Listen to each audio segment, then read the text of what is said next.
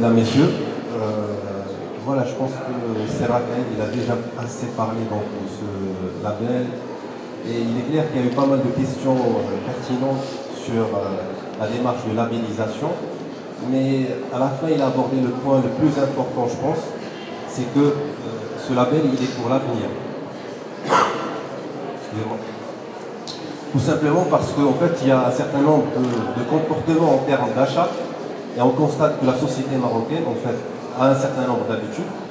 Si on, indépendamment maintenant de l'e-commerce et de la vente sur Internet, rien qu'en termes d'utilisation de la carte bancaire, il y a un certain nombre de statistiques qui sont déroutantes pour le Maroc. C'est que la plupart des gens, quand ils utilisent leur carte bancaire, c'est pour retirer de l'espèce et aller payer avec de l'espèce. Vous savez ça.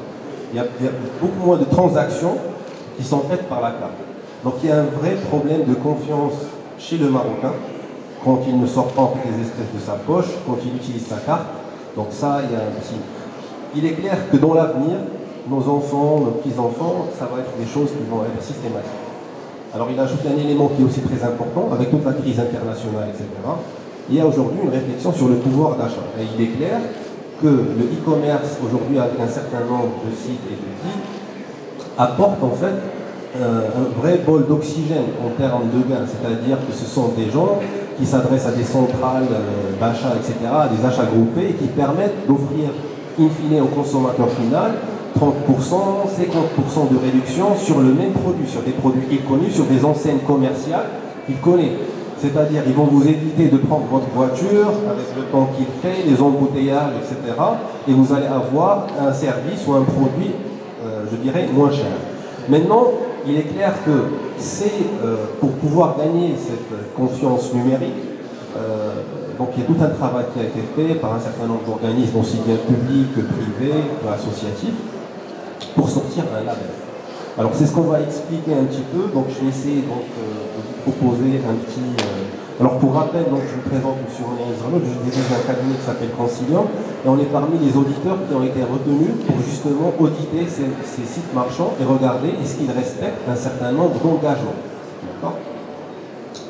Alors brièvement, je vais rappeler juste le contexte et l'objectif du label, à qui il s'adresse, quels sont ses critères de qualité, la démarche pour l'obtenir, la démarche d'évaluation que nous, on va poursuivre en tant qu'auditeur, et quel est le livrable en fait qu'on va sortir, et puis tout ça, ça va prendre peut-être 5 minutes. C'est valide. Donc sur le contexte, je pense qu'il a été précisé par Seraphel, il y a eu un plan stratégique qui s'appelle Maroc numérique. Il y a plein d'actions pour développer les nouvelles technologies au Maroc, et parmi ces axes, il y a la confiance numérique. Et donc, parmi ces objectifs, il y a le développement de la confiance numérique chez les consommateurs en ligne, pour les sites marchands. Donc on s'inscrit dans cette logique-là. Mais ensuite, il y a aussi le développement du commerce électronique en tant que, je dirais, que marché, que secteur d'activité. Sachez que par exemple, pour certains services, imaginons les voyages aujourd'hui, les agences de voyage, la part du chiffre d'affaires réalisé sur les sites marchands dépasse le pourcentage ou de déplacement physique. C'est-à-dire avant, vous dépassez, vous faisiez la queue au niveau de l'agence et vous commencez à parler, je veux un vol à Paris-Casa, oui, 7h du matin, non, il n'y a pas assez de place. Donc tout ça en fait, aujourd'hui, ça se fait en ligne, même le paiement en ligne, vous pouvez choisir votre siège en ligne dans certaines compagnies aériennes. D'accord ? Donc c'est juste pour vous montrer le gain de temps que vous allez commencer à faire. Les queues dans les supermarchés, etc. Donc il y a énormément de choses donc, pour développer ce commerce électronique. Alors, à qui s'adresse ce label ? Ce label, il s'adresse donc à tous les sites de vente de produits ou de services qui soient, je dirais, localisés, qui doivent être localisés géographiquement au Maroc. Ils peuvent s'adresser par contre à des consommateurs qui sont marocains ou étrangers, donc même des achats qui se font de l'international vers le Maroc. Donc ça peut développer aussi l'activité quelque part export des produits et des services marocains. Les services ou produits proposés peuvent être à destination aussi à des entreprises, à des administrations ou à des particuliers. Donc tout le monde est concerné par ce label. Et puis un point qui est revenu sur le paiement en ligne. Le label n'exige pas ou n'oblige pas le marchand à forcément avoir le paiement en ligne. C'est-à-dire que vous pouvez faire votre commande et la transaction de paiement qui fait peur aux Marocains peut se faire d'une manière plus sécurisée. d'accord, au niveau de la banque, par chèque ou par autre moyen. Donc c'est juste pour scinder la transaction qui est en fait la qualité du produit, la confiance que vous allez avoir dans le marchand qui vous propose ça, et puis la partie paiement en ligne qui effectivement pose un certain nombre de problèmes en matière de sécurité. Mais on va voir que la plupart des plateformes de ces sites marchands travaillent avec Maroc Télécommerce, avec le CNI, le Centre Maroc interbancaire. Et donc ces gens-là, en fait, eux, ils ont des plateformes sécurisées, certifiées, etc. Mais ceci dit, si jamais la partie paiement pose problème, donc on peut avoir déjà la confiance dans la partie transaction et la partie information sur le marchand. Maintenant, quels sont les critères ou quels sont les axes de conformité auxquels ce marchand devrait se conformer? Alors la première des choses, c'est tout ce qui est responsabilité, transparence et éthique. Il faudrait que ce marchand puisse être quelqu'un de respectable. Donc l'auditeur va s'intéresser, d'accord? Il va aller voir chez ces gens-là, est-ce qu'ils ont des procédures, est-ce que tous les gens sont déclarés par exemple. Si on a affaire à quelqu'un qui ne déclare pas ses salariés, d'accord, qui ne déclare pas à la CNSS, qui ne paye pas ses impôts, etc. Donc ce sont des critères déjà qui sont bloquants pour le label. Et ça, c'est des choses assez concrètes qu'on va pouvoir vérifier. Il y a aussi, par exemple, on parle de transparence, etc. Donc il faudrait qu'il soit transparent, c'est-à-dire par exemple, sur le deuxième point, l'identification du professionnel. Des fois on a le site, mais physiquement, on ne connaît pas où se trouve cette société. Je dois savoir, est-ce que c'est boulevard Moulay Youssef, boulevard Zarqani, etc. Donc je dois savoir, même géographiquement, je dois savoir où, je ne dois pas avoir un site qui peut du jour au lendemain disparaître. Je me connecte, il est indisponible. D'accord? Donc il y a un certain nombre d'informations qui doivent figurer sur le site et qui vont inciter les gens à avoir confiance dans ce site. Et puis, donc, il y a un certain nombre de lois dont le Maroc vient de se doter, qui sont très à jour, très alignées sur les... Même la loi, par exemple, sur la protection des données personnelles, la loi 0908, c'est une loi qui est plus en avance sur certaines lois européennes, parce qu'en fait, elle a fait la synthèse des lois européennes. Donc, le Maroc, vraiment, a bénéficié d'un sorte de benchmark, c'est-à-dire qu'il a comparé un certain nombre de lois qui sont de plus en plus rigoureuses, et il a fait la synthèse. Maintenant, effectivement, les Marocains doivent, quand on va vous demander par exemple de participer à un jeu, vous allez gagner de la vaisselle, etc. Est-ce que vous êtes prêt à donner votre identité, votre numéro de téléphone, etc. Parce que quand vous donnez ce genre d'informations, ça alimente des bases de données qui vont circuler et après vous vous plaignez parce que vous recevez des SMS la nuit, on vous appelle, on vous envoie des prospectus, on vous envoie votre adresse email et les spammer, etc. Donc c'est ce réflexe de donner ces informations, de savoir que même si on les a données, on peut demander à ces gens par écrit de ne plus recevoir et ils sont obligés de respecter votre droit de ne pas recevoir de la publicité, d'accord? Donc il y a tout un effort sur les mentalités qui doit être fait, d'accord? Et puis la description des produits et des prestations de services.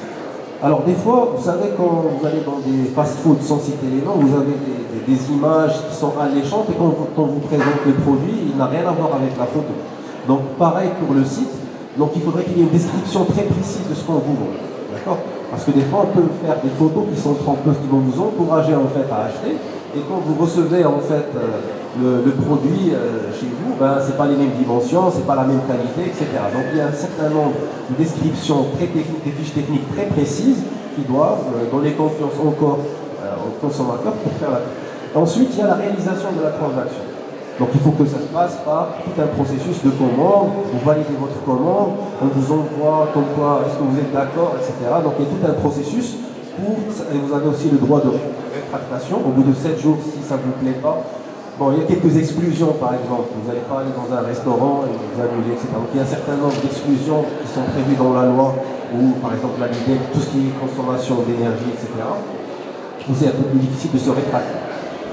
Il y a aussi les conditions de retour, de garantie et de réclamation. Vous pouvez faire des réclamations. Il faut que ce site vous présente la procédure de réclamation. Si vous n'êtes pas satisfait, voilà ce qu'il faut faire. Qui contacter, quoi faire, écrire, contacter tel organisme, tel numéro de téléphone, et au bout de tel jour, quel est l'engagement que le marchand prend par rapport à cette réclamation. La confidentialité par rapport à la loi des données personnelles. Donc ça, il est clair qu'on va essayer de s'assurer quand vous allez donner vos informations, est-ce qu'elles sont suffisamment protégées par ce site marchand? Mais il est clair que là, il y a un bémol à faire. Ce n'est pas, je pense que quelqu'un a posé la question sur l'audit de sécurité. il n'y aura pas un audit de sécurité approfondi en termes d'intrusion, etc. Mais c'est quels sont, on va dire, les engagements et les procédures que le marchand met en place pour protéger vos données. D'accord, en termes, par exemple, de politique de sécurité, etc. Mais ce n'est pas un audit technique de la sécurité. On ne va pas faire des tests d'intrusion sur le site. Il y a d'autres normes qui font ça. Ensuite, il y a le respect de la loi sur la communication audiovisuelle et la qualité de service, qui sont en fait des éléments aussi à vérifier auprès du site marchand.